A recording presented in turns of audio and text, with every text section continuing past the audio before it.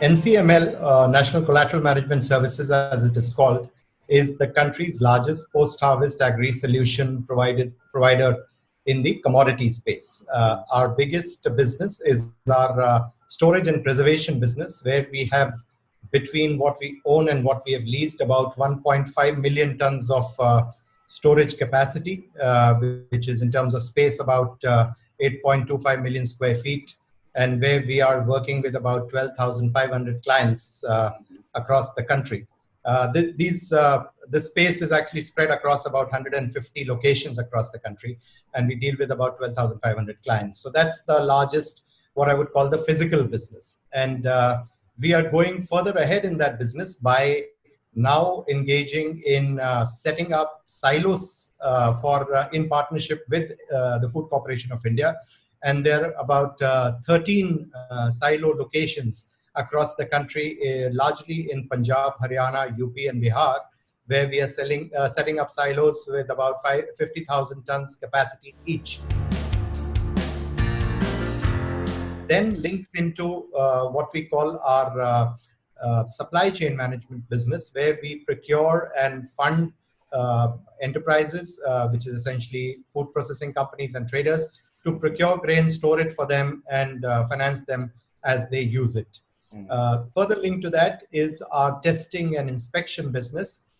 We are spread across the country, again, with more than 15 labs across the country, which are engaged in testing, inspecting agriculture commodities and food products. And we have a lot of regional lab, a lot of what I would call inspection centers, because crops and mandis are all over. So we are essentially testing all over the country.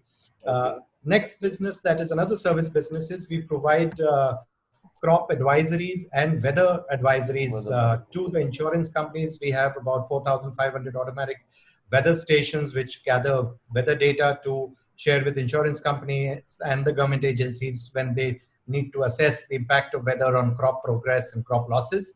But apart from that, we use that information and our presence on the ground. I mean, today we are present in about 2,500 mandis across the country to gather information on price movements. We are daily monitoring about 300 prices for about 340 commodities.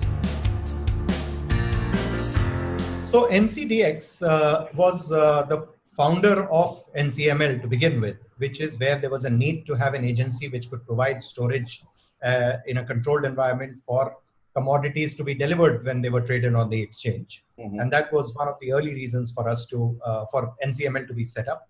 What we have evolved over the years is a partner with the government agencies, because all said and done, a large part of agriculture in India still has significant government engagement, be it through storage, testing, movement, and storage at the destinations. So we have been partnering with FCI, not just for storing, but FCI also carries out, or the various state governments also carry out under the aegis of FCI procurement from of the various crops, largely wheat and paddy, but in certain cases pulses and maize. And we have been partnering with the government from time to time, one in their procurement plans, and most certainly and more consistently in their storage plans.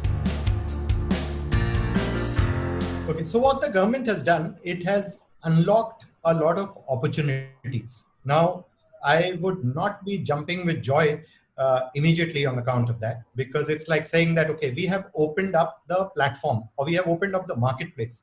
But that then requires people to go into that marketplace and set up their shops and do business, which will help them make money.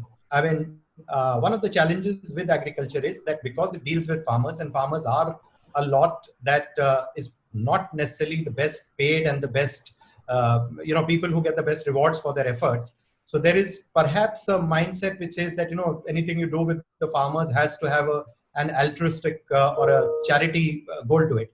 But from our perspective, we see this as a great opportunity in, I would say, a medium to long term, though some of the activities that we are doing play right into that space, which is when they're saying that you can set up private private mandis, and which could be linked to warehouses. So an organization which has presence over 150 locations is probably best suited without having to make new investments to get those activities started. And we actually attempted doing that in the last 4 months. If you look at the bouquet of services or businesses that we are in, they are all linking into what the government wants things to be. And I think we are very well placed to get an early start, because for everyone else, people will require to set up facilities, invest in warehousing space in rural areas and all that. Our challenge is going to be to make those activities commercially viable. Because India's agriculture is extremely dispersed. So putting all these farmers together, getting customers to them is going to be, so it's going to be a lot more legwork from our perspective rather than a lot of investment to begin with. Commodity trading or agriculture trade was historically a family business, because this requires very critical decision making, which has significant impact on profitability of that enterprise. Because a lot of buying and selling decisions have to be taken and getting the timing and the price right. Over the last 30 years, what I've seen, a lot more professionals coming into the space. So it has moved from being a typical Sethji, Lalaji controlled market to professionals coming into it. So that is one. The second is that it has the whole system of buying, selling, paying. All that has got fairly modernized in terms of technology, the familiarity with exchange trading, the familiarity with futures, and most importantly, India over the years has integrated with the global market. So it is no longer about what is happening in my district or my mandi or my area.